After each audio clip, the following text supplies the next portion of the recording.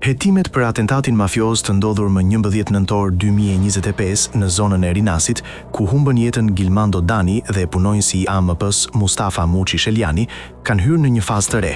Policia Kriminale e Tiranës ka shoqëruar dhe marrë në pyetje disa persona, të dyshuar se mund të kenë informacion lidhur me mjetin tip Toyota me targa greke, i përdorur në atentatin e dyfisht.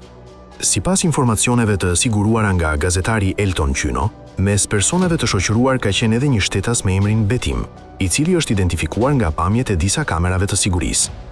Ai është marrë në pyetje nga policia dhe më pas është lënë i lirë. Në përpjekje për të lokalizuar makinën e përdorur në krim, policia ka sekuestruar dhe analizuar 10 pamje filmike nga zona e Rinasit dhe fushë Krujës. Një prej këtyre kamerave ka fiksuar Betimin duke ju afruar një automjeti tip Toyota, shumë i ngjashëm me atë që dyshohet se është përdorur në vrasje.